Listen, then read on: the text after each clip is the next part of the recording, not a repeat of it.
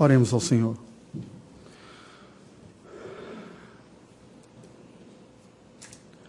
Ó Deus, nós ouvimos o Teu chamado à adoração. Estamos aqui em busca de atendê-lo. Entretanto, confessamo-nos incompetentes para entregar a Ti a honra, a glória e o louvor que Te são devidos. Somos dispersivos de mente, temos nosso coração muitas vezes afetado por outras preocupações que prejudicam a nossa adoração. Prazeres, amores, temores, dúvidas nos assaltam. Por tudo isso, nós precisamos da ação graciosa do Teu Espírito nos assistindo nesse instante em que ouviremos a Tua palavra. Pedimos que Tu não apenas nos acolhas na Tua presença, mas nos assistas também na adoração que a Ti prestamos. Em nome de Jesus. Amém. Algumas pessoas aparentam ser tão virtuosas que nos desconcertam. Você tem essa sensação? Eu me lembro de um colega, meu colega pastor comigo lá em Suzano, que ele falava sobre alguns orientais, né? Ele falava, eu converso com esse povo oriental, e lá em São Paulo, Suzano, existe colônias japonesas e coreanas muito fortes, né? Ele diz, eu sempre tenho aquela sensação que esses caras são espirituais demais, né? Eles falam tranquilo, tem uma fala mansa. E eu concordava com ele também, eu digo, não só eles, muitas vezes na vida eu me deparo com pessoas com uma fala mansa, gente agradável, prestativa, paciente, confiável, dedicada. Eu me sinto até mal, né? Quando olho assim, é tão diferente daquilo que eu sou e que eu gostaria de ser e vejo a minha própria luta. Porém, nós precisamos nos lembrar que sempre, além desses pecados da carne, ou aqueles que nos saltam aos olhos, como uma atitude brusca de uma pessoa, ou como um pecado escandaloso, uma quebra grosseira de um mandamento que gera aquele escândalo no seio da igreja e aquela comoção, a batalha mais intensa, na verdade, ela começa lá dentro do coração humano. Sendo assim, a maior ameaça não está naquilo que a gente vê e que nos incomoda pelo que vemos. Está naquilo que a gente não vê. Está escondido dos homens, mas patente aos olhos do Senhor. A vaidade, o prazer em receber o louvor e a admiração dos homens, o ser conhecido como justo, piedoso, dedicado e esforçado. Este foi o problema sério dos fariseus, que externamente eram cumpridores da lei e recebiam louvores das pessoas. E é impressionante como nós somos impressionáveis com a piedade externa, até hoje. Como somos rápidos em elogiar atitudes externas de outras pessoas, mas tão inocentes em perceber que a luta humana é muito mais profunda, inclusive dentro de nós mesmos. Como reputamos rapidamente algumas pessoas por piedosas, por serem boas controladoras da sua imagem pública, e não conseguimos nem mesmo perceber lutas que ocorrem dentro de nós, que não temos a coragem de concretizá-las, até pelo medo da reprovação pública, mas na verdade as lutas que estão no próprio coração. O Senhor Jesus diz, esse povo é hipócrita porque eles me honram e me louvam com os lábios, mas com o coração está distante de mim. Situações na vida adversas costumam pegar em contrapé pessoas muito religiosas, que quando sofrem injustiças, quando enfrentam tragédias, quando são caluniadas ou desprezadas, chegam à beira do desespero, de não saber como lidar com a sua imagem pública sendo achincalhada, mostrando muito mais uma preocupação com a sua honra, ainda que às vezes querendo acreditar que ele está preocupado com o testemunho cristão e a glória de Deus. A pergunta que eu levanto hoje pela manhã é o seguinte: como nós podemos demonstrar uma verdadeira piedade e uma virtude, mesmo quando não há o reconhecimento da parte de ninguém disso? Mesmo quando não está sendo visto em conta, nem recebemos louvores, Mesmo quando parece que nós estamos sendo desprezados por tudo e por todos, e que parece que não vale a pena nenhum esforço em se mostrar piedoso. Como continuar no caminho da piedade quando a sensação que nós temos é que a vida nos pregou uma peça e nós, na verdade, estamos sofrendo, apesar do desejo de fazer as coisas corretas? Busquemos respostas na experiência de José, agora já no Egito, como escravo. Ele que havia sido o predileto do seu pai, recebido mimos especiais na sua própria casa, se mostrou alguém que enfrentou as adversidades da vida e venceu com piedade destacada. O que nos leva a pensar o seguinte: o que capacitou tal jovem a não cair em depressão diante do abandono de sua própria família, de ter se tornado escravo, de ter sido negligenciado, injustiçado e sofrido? O que fez com que a sua fé se mostrasse de fato eficaz e que ele não estivesse sucumbido numa crise ao imaginar que, na verdade, nada estava funcionando na sua vida e não fazia sentido até mesmo insistir nisso? O que o capacitou a avaliar a vida e julgar que valia a pena buscar viver para a glória de Deus, mesmo quando da vida ele estava colhendo tanto sofrimento e antagonismo da parte das outras pessoas? Como é possível não apenas preservar a piedade, mas preste atenção, mas até mesmo aumentá-la quando a vida está lutando contra nós e tudo parece que está dando errado e ninguém percebe? Como é possível não apenas preservar, mas aumentar a piedade? Eu lhe convido a abrir a palavra do Senhor no livro do Gênesis, capítulo de número 39. Nós vamos acompanhar esta leitura, que hoje eu farei diferente. Não falei a leitura completa do capítulo, mas irei lendo as porções. Nós teremos 5 porções nesta manhã, que serão lidas e explicadas à medida que nós caminhamos, buscando responder a seguinte pergunta: como alcançar elevadas virtudes morais na vida, mesmo quando ela se mostra tão adversa a nós? Primeiro ponto, nós podemos afirmar que é trabalhando para o Senhor. Veja o que nos diz os primeiros 6 versículos do capítulo 39.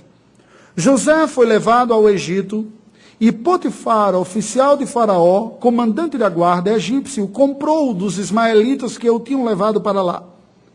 O Senhor era com José, que veio a ser homem próspero, e estava na casa de seu senhor egípcio. Vendo Potifar que o Senhor era com ele, e que tudo o que ele fazia, o Senhor prosperava em suas mãos, logrou José mercê perante ele, a quem servia. E ele o pôs por mordomo de sua casa, e lhe passou às mãos tudo o que tinha. E desde que o fizera mordomo de sua casa, e sobre tudo o que tinha, o Senhor abençoou a casa do egípcio por amor de José.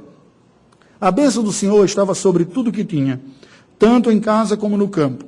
Potifar, tudo o que tinha, confiou às mãos de José, de maneira que, tendo-o por mordomo, de nada sabia, além do pão com que se alimentava. José era formoso de porte e de aparência. Meus queridos, esse texto nos apresenta uma realidade muito curiosa na vida daquele jovem hebreu. Ele era o preferido do seu pai, foi vendido pelos seus próprios irmãos para alguns parentes distantes, um pouco distantes, que eram os ismaelitas, que o negociaram lá no Egito, distante, centenas de quilômetros do seu lar. Ele foi vendido como escravo, alguém que fora tratado como um príncipe, agora estava numa condição servil. Mas como esse jovem reagiu? Eu confesso que olhar a vida de José, para mim, é muito desconcertante, porque eu sou tão diferente dele, eu vejo tanta virtude, que eu digo, meu Deus do céu, como a pessoa consegue viver dessa maneira? A tentação de olhar essas situações adversas da vida e cair num desânimo é muito natural. Dizer, o que eu tenho colhido? Que vale a pena esse esforço todo? Mas esse jovem é levado a essa condição de escravo, e na casa de um senhor agora, tendo perdido a sua liberdade, sendo um servo escravo, ele trabalha com dedicação. E a Bíblia Sagrada faz uma afirmação aqui, tanto no início do capítulo, como no fim do capítulo, que são chaves para nós entendermos a vida de José e a fonte de suas virtudes. Diz o texto sagrado, o Senhor era com ele. Segura isso, a gente vai voltar nisso, porque é central para nós entendermos. Porque o Senhor era com ele, foi possível José olhar para aquelas adversidades da vida e não enxergá-las como sendo a narrativa da sua vida. Não é a maneira como os outros estão me tratando, nem as dores e perdas que eu experimento na minha vida que definem o meu estado. É o Senhor quem define o meu estado.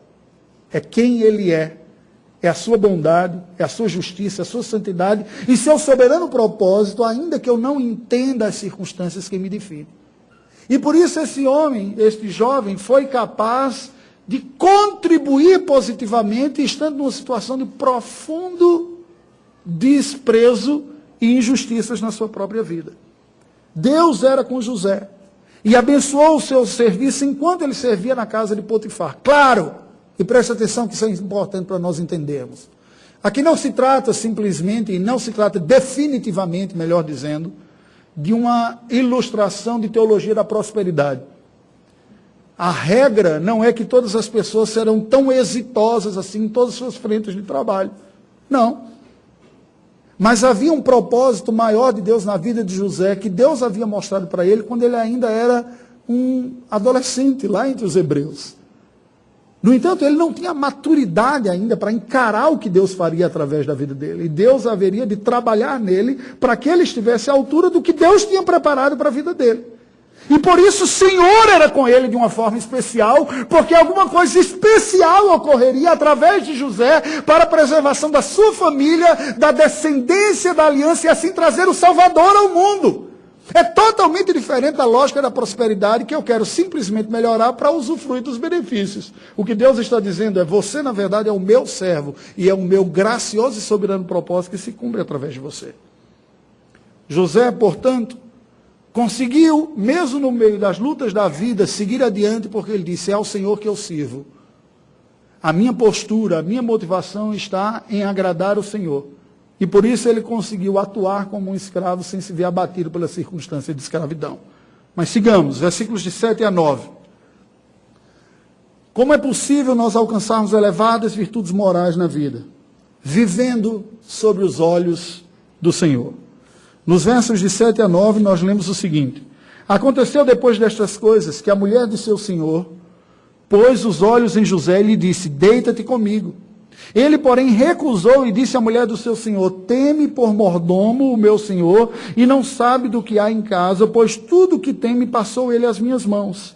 Ele não é maior do que eu nesta casa e nenhuma coisa me vedou, senão a ti, porque és sua mulher. Como, pois, cometeria eu tamanha maldade e pecaria contra Deus?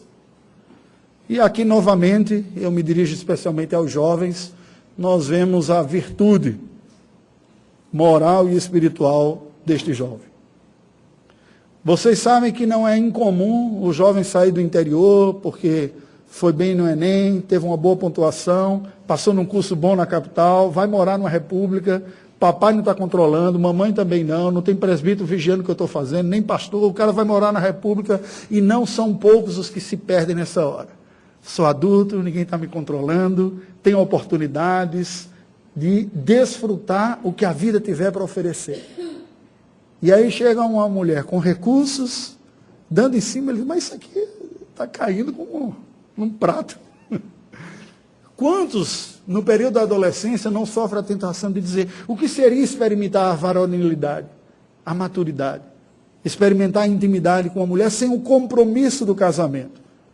Quantos não seriam tentados? E quando isso lhe bate à porta, como ocorreu aqui? Como é possível vencer? Nós podemos, de uma forma equivocada, colocar os olhos nas virtudes morais deste rapaz. E não estou dizendo que ele não as tenha.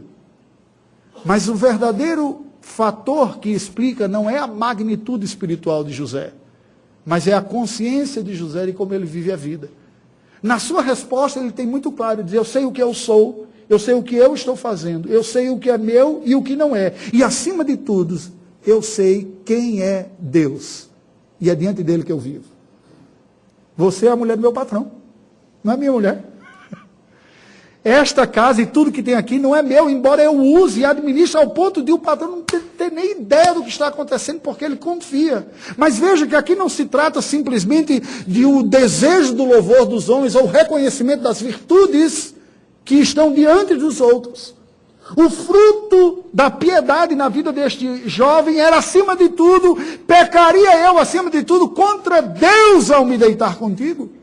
É aquela consciência de que a minha vida é vivida diante do Senhor. A Bíblia diz que o temor do Senhor é o princípio da sabedoria. Todo pecado que nós cometemos, todo ele, não é nada mais, nada menos do que um momento de independência de Deus na nossa vida. Quando elencamos alguma promessa de prazer, de segurança ou de proteção ou satisfação, e acreditamos que aquilo é melhor do que o que Deus disse que Ele é para a nossa própria vida. E aí Deus fica em segundo lugar e nós nos lançamos. Qualquer pecado é isso. Os nossos olhos saíram do foco do trono, da glória e da graça de Deus e se depositaram em alguma coisa que não o Senhor, que naquele momento diz, eu trarei para você prazer, satisfação, felicidade, senso de realização. E nós deixamos Deus de lado. A maneira de enfrentarmos as tentações da vida e não cair é fazer exatamente o raciocínio oposto.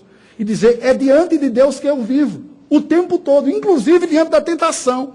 Inclusive quando ela vem e assalta o seu coração, e você pode sentir aquele peso de Senhor, estou com vontade, mas me ajuda, é o Senhor que está aqui, eu tenho que lembrar o Senhor, invocar o Senhor, chamá-lo. O Senhor é o Redentor e o resgatador da minha vida. A mulher de Potifar viu que José era um rapaz, como diz o texto, formoso de porte e de aparência.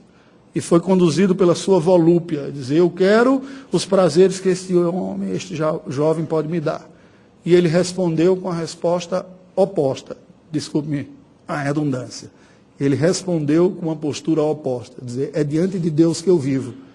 E Deus que tem o melhor para mim, sabe que este prazer não é positivo. Eu não pecaria contra o Senhor. Como alcançar elevadas virtudes morais na vida? Trabalhando para o Senhor. É para o Senhor que eu vivo. Vivendo sob os olhos do Senhor. Aquela consciência que Deus está comigo e é para Ele que eu vivo. Não importa se eu não tenho meu pai me controlando, minha mãe, o presbítero, o pastor da igreja, seja lá quem for, o Senhor está comigo e é para Ele que eu vivo. E isso nos ajudará a viver com virtudes. Mas também precisamos reconhecer a fraqueza que habita em nós e fugir daquilo que desagrada a Deus. Não podemos ser passivos e lenientes diante de tentações. Sabe uma das coisas que me chama a atenção? Quando o texto sagrado apresenta no livro de Números, aquele caso de Balaão, que é chamado por Balaque para amaldiçoar o povo de Deus, ele não consegue amaldiçoar, e ele acaba abençoando eles. Como eu posso amaldiçoar aqueles a quem Deus abençoou? Neste ponto ele acerta precisamente, ele tem uma teologia muito melhor do que muitos crentes com a mentalidade fraca, que tem medo de olho gordo, de fígado, de mal olhado, despacho, coisa desse tipo aí. Ele diz, gente, não tem como amaldiçoar aquele que Deus abençoou.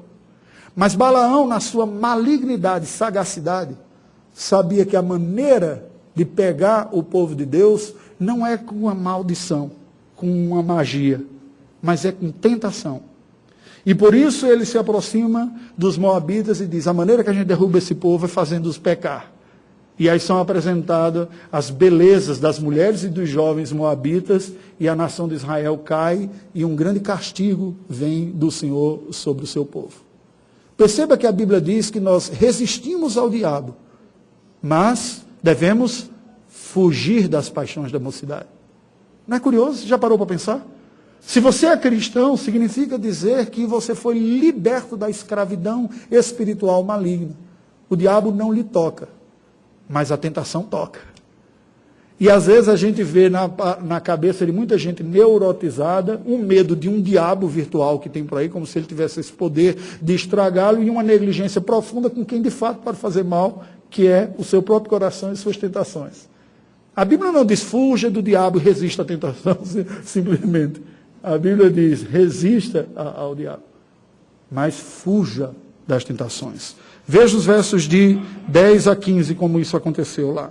Falando ela a José todos os dias, e não lhe dando ele ouvidos para se deitar com ela e estar com ela, Sucedeu que certo dia veio ele à casa para atender aos negócios, e ninguém dos de casa se achavam presentes. Então ela o pegou pelas vestes e lhe disse, deita-te comigo. Ele, porém, deixando as vestes nas mãos dela, saiu fugindo para fora. Vendo ela que ele fugira para fora, mas havia deixado as vestes nas mãos dela, chamou pelos homens de sua casa e lhes disse, vede, trouxe-nos meu marido este hebreu para insultar-nos, veio até mim para se deitar comigo, mas eu gritei em alta voz. José foge, correndo da investida daquela mulher, que depois vem a acusá-lo de assédio. Então, ela o toma de tal maneira que parte da sua roupa, uma capa que ele vestia por si, acabou ficando com ela, e ela, como muitas vezes vem a ocorrer com pessoas obcecadas por desejos voluptuosos, de já que eu não posso ter você, a sua vida não vai ficar mais em paz, você não vai poder ter mais ninguém. Já viu coisas desse tipo? De relacionamentos possessivos, namoros doentios, que se a pessoa não entrega para o outro o que ela deseja, inferniza a vida do outro. E se você não me dá o que eu tenho, então paz você não vai ter. Foi o que ocorreu com ela aqui. José, então, fugiu daquilo. Ele diz, existe uma tentação real e não dá para ficar brincando com isso. Fugiu. A quarta lição que nós podemos dizer é uma maneira de lidar no coração com isso. Recebendo injustiças como provação do Senhor. Veja o que nos diz os versos de 16 a 20. Conservou ela junto de si as vestes dele até que seu senhor o tornou à casa. Então lhe falou, segundo as mesmas palavras, e disse, o servo hebreu que nos trouxeste veio ter comigo para insultar-me. Quando, porém, levantei a voz e gritei, ele, deixando as vestes ao meu lado, fugiu para fora. Tendo o Senhor ouvido as palavras de sua mulher, como lhe tinha dito, desta maneira me fez o teu servo, então se lhe acendeu a ira. E o Senhor de José o tomou e o lançou no cárcere, no lugar onde os presos do rei estavam encarcerados. Ali ficou ele na prisão. Como foi possível para José manter-se piedoso e santo no meio de tremendas injustiças e sofrimento aqui? Eu penso que, embora não esteja explícito no texto sagrado, nós podemos concluir que ele reagiu àquelas injustiças, não repensando quem Deus é, mas reinterpretando o que as circunstâncias são à luz de quem Deus é. O Senhor está me provando. Você não vê da parte dele a murmuração, a reclamação, a crise de fé, o abandono. Porque certamente ele diz, Deus está comigo como estava. E o texto sagrado nos afirma. Ao ouvir as acusações da sua esposa, Potifar condena José ao cárcere, o que é curioso. Porque se ele era escravo, o escravo era considerado como uma propriedade, a acusação aqui é gravíssima. Não seria de se estranhar que o Senhor pudesse pedir para executar o próprio José. Será que ocorreu aqui algum tipo de intervenção sobrenatural da parte de Deus, não permitindo isso? É possível. Eu penso que seja mais provável que aquele homem conhecia aquela mulher. E que aquela narrativa não era uma narrativa tão verossímil assim. Né? E aí, claro, mas ele tem uma imagem pública, como um líder, uma pessoa de autoridade que tem de uma acusação feita da sua própria esposa contra ele. E a maneira que ele encarou, que ele achou para resolver essa situação, foi condenando o próprio José à prisão. Agora você passar por uma experiência, imagine se você coloque-se no lugar de José. Algo que você sabe que foi inocente, diante de Deus e diante da sua própria consciência, mas todo mundo ao redor está lhe tratando como culpado. Você é julgado como um tal e é sentenciado. Como você reagiria? Isso me faz lembrar de uma afirmação de Lou Piolo no livro O Desejo de Agradar Homens. Eu acabei comprando porque aquela afirmação que um colega meu fez, e disse, eu preciso ler esse negócio, no meu próprio coração. Ele dizia algo mais ou menos assim, eu não vou citar literalmente, vou citar de memória. Na vida nós podemos passar por situações injustas e termos o nosso nome enlameado e escarnecido sem ter tido culpa nessa história. Se Deus não estiver governando o nosso coração, o homem natural lutará pelo seu orgulho, se abaterá profundamente e fará o que for possível para reverter a sua imagem. Afinal de contas, ele foi fruto de uma injustiça. O cristão, pela consciência da soberania de Deus e da sua providência, sofrerá os danos, sentirá a dor e o peso da injustiça como qualquer outra pessoa, mas deixará nas mãos do Senhor a reversão da sua imagem pública, se Deus quiser e no tempo que Deus quiser. Porque diante do Senhor, que é quem importa, Ele sabe qual é o seu estado. O quanto que uma injustiça ou uma calúnia lhe derruba. Você pode querer até acreditar que você está preocupado com a glória de Deus e o seu testemunho cristão.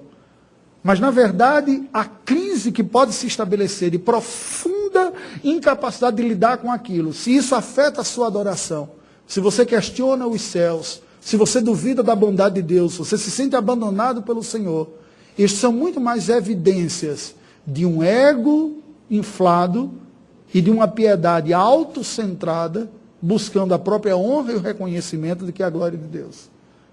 Se Deus é soberano, e na sua soberania nos permite passar por certas circunstâncias, Ele é a fonte necessária para nos dar a força para enfrentarmos. E ao seu tempo, ao seu modo, ter este quadro revertido. E se não tiver, a minha dignidade está naquilo que Cristo fez por mim, não no reconhecimento público que as pessoas têm de mim. A busca e a preocupação pela reputação mostram muito mais no trono da nossa vida o nosso próprio ego do que o nosso Redentor. Toda a eternidade estaremos na presença do Senhor, acolhidos e celebrados como dignificados pelo sacrifício do Cordeiro. Por que nos abatermos tanto quando a injustiça vem sobre nós, abater a nossa alma? Eu não estou falando de omissão aqui, dizendo fazer o que não pode. Estou falando do estado da alma. O que ocorreu com José foi precisamente, elas são vividas diante do Senhor. Irmãos queridos, preste atenção. Como você reage no meio das provações da sua vida, das dores, das injustiças, das dificuldades?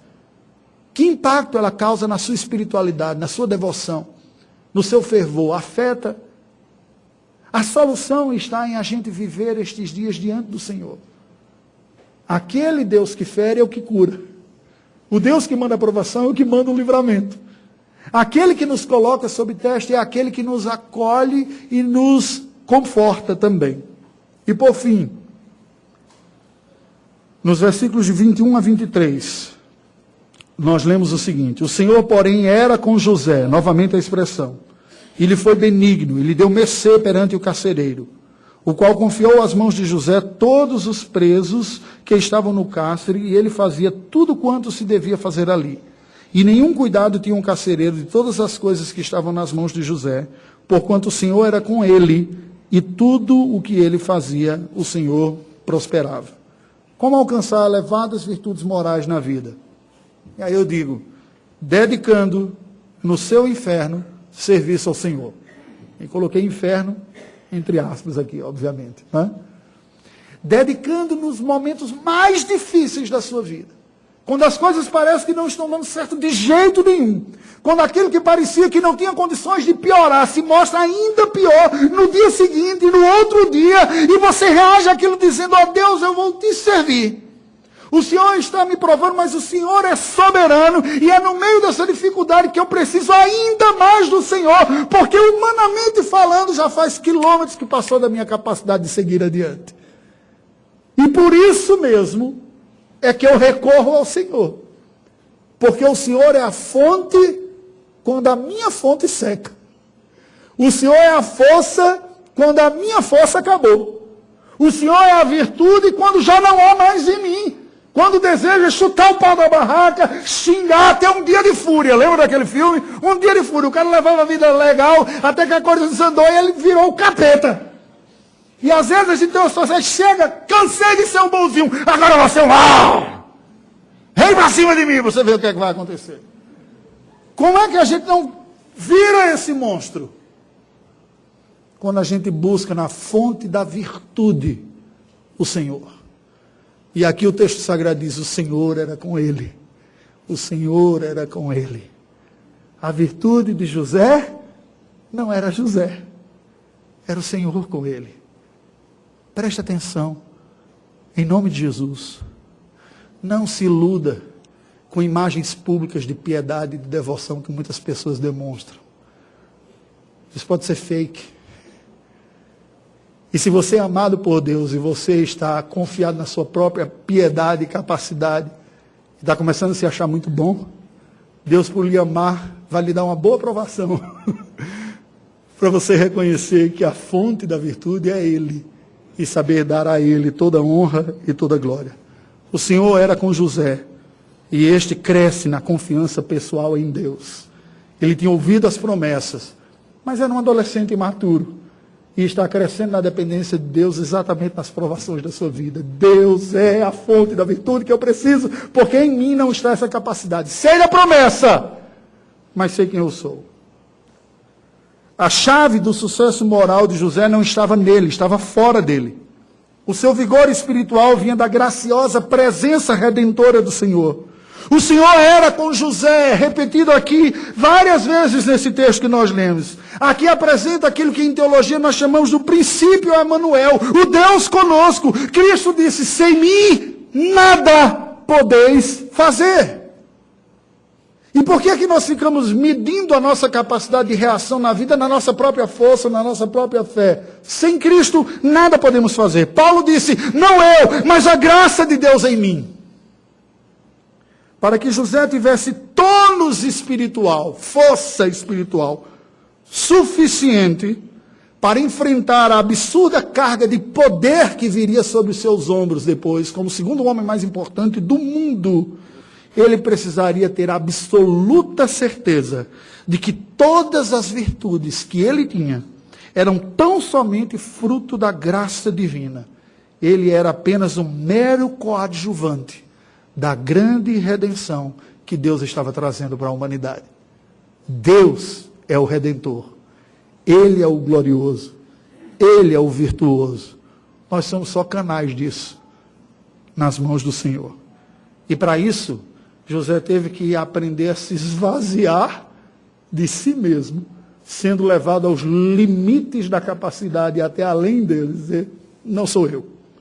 Eu não daria conta de viver isso. É a graça de Deus em mim. Qual é a mensagem desse texto? A presença divina, além de ser aterradora a pecadores como nós, é também santificadora e capacitadora para todo bom propósito divino através do seu povo. Deus está alertando aqui nesse texto o seu povo da aliança, os hebreus recém-saídos do Egito, a aprenderem a viver sob a consciência da plateia de um só, o santo, justo, poderoso e gracioso Deus. É isso que importa. Porque dele, e para ele, e por ele, são todas as coisas. A ele seja a glória eternamente. Amém. Diz o apóstolo Paulo, escrevendo aos Romanos. Portanto, o povo hebreu precisava aprender que não seriam os egípcios com as suas ameaças e tentações, nem seriam as circunstâncias adversas da vida, o mar diante de si, ou as pragas, não seriam as ameaças do mundo de que iria destruí-los, matarei todos os meninos, acabarei com a raça de vocês, não seriam as tentações dos cananitas, de prosperidade dos deuses, da terra, nada disso que deveria governar o coração do povo de Israel, mas o gracioso Redentor do Senhor. E Deus está mostrando isso para o seu povo através da vida de José. Um jovem, naturalmente, por mais piedoso que fosse, não teria condições de enfrentar tudo aquilo com tamanha altivez. Ele conseguiu porque o Senhor era com ele. É isso que Deus está dizendo. Tanto mais virtudes reais nós desenvolveremos, quanto mais do próprio Cristo em nós existir. Nunca será por uma mera capacidade de imitação e obediência, tolo, superficial, religioso, independente de Deus, é aquele que acredita nisso.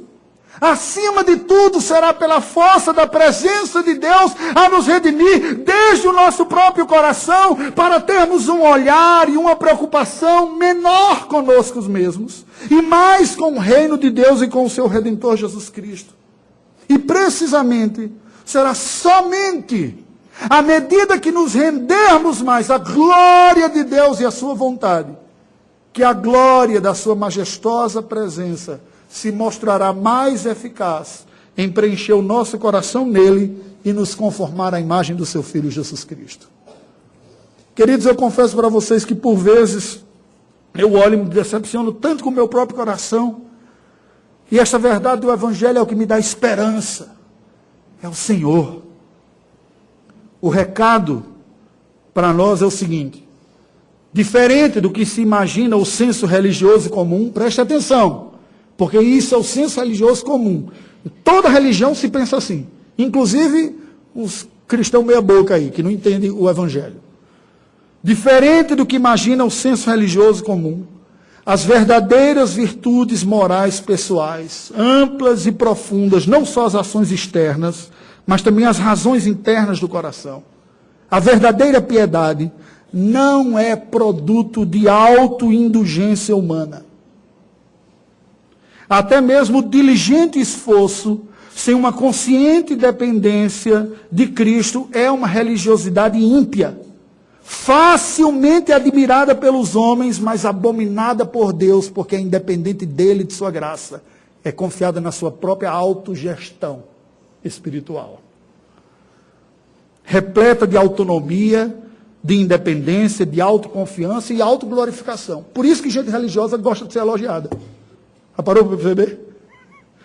Todo religioso gosta de ser elogiado. Fulano, digníssimo, suas orações, suas palavras, o que é isso? Bondade sua, né? Deus não medirá esforços para arrancar do coração dos pecadores amados por Ele esta danosa praga da justiça própria. E é em sua infinita e santa sabedoria que Ele usará o que for necessário para nos despir de nós mesmos, a fim de que nós nos revistamos do seu Filho Jesus Cristo, nosso Redentor. Concluindo, não importa quantos recursos nós tenhamos em nossas mãos, só as obras purificadas pela graça são aceitáveis diante de Deus. Por isso que a valorização do reino é tão diferente da valorização dos homens. Jesus falou que aquela viúva deu mais do que todos os outros ofertantes, porque ele não olhava o valor absoluto, mas olhava a importância do coração para ela. Aquelas pequenas moedinhas. O menor será o maior no reino dos céus. Não é a virtude que eu produzo, mas a profunda consciência da graça de Deus em mim, que me torna realmente humilde e santo nas mãos do Senhor. Para sermos capazes de dar bons e vivos frutos para o Senhor, precisamos primeiro morrer, para que então Cristo viva em nós. Dores, lutas, provações e agonias são recursos da providência para nós encontrarmos mais a Cristo na cruz da nossa vida. Ele que é a fonte de toda virtude. Curve a sua cabeça e vamos falar com o Senhor. Ó Deus bendito, nós te rendemos graças pela tua palavra. Te louvamos pelo teu Filho Jesus, entregue por nós, ele cumpridor perfeito da tua lei, das exigências internas e externas. Ele o verdadeiro piedoso. Ele que ofereceu um sacrifício perfeito e capaz de aperfeiçoar aqueles que se chegam pela fé a Ele. Te rendemos graças por Ele. Pedimos a graça do Teu Espírito de nos trazer ao Teu Filho Jesus. Pedimos a graça do Teu Espírito de nos dar a real convicção de pecados. Ajuda-nos a entender que nossas obras de justiça são como trapos de imundícia diante de Ti. Como diz a Tua palavra, nós não temos o que apresentar digno do Senhor, porque toda justiça e toda piedade, toda virtude que temos é fruto absoluto de Tua graça. E somente por isso podemos dizer, somente ao Senhor toda honra, toda glória e todo louvor. Agora olha para nós nesta manhã, Senhor. Olha para aqueles que têm enfrentado lutas em sua vida. E que tem muitas vezes dito e sentido em seu coração, eu não aguento mais, está forte, está além da minha capacidade de administrar ou de reagir a estas tentações, essas dúvidas, essas angústias. Senhor, socorre-nos, assista-nos, remova diante dos nossos olhos o peso daquilo que nos amedronta e ponha o Senhor mesmo diante de nós. Ser conosco, como tu foste com José. Para que sejamos revigorados, animados, motivados, Senhor Deus, a viver para Ti, quando nós mesmos já não damos conta. Ó Senhor Deus, receba a nossa vida e ocupe o trono do nosso coração. Ajuda-nos a desistir da construção dos reinos pessoais, dos nossos projetos, e queremos apenas o favor do Senhor. Ajuda-nos a nos rendermos como aquele que serve ao reino do Senhor. Ajuda-nos. É a nossa oração em nome de Jesus. Amém.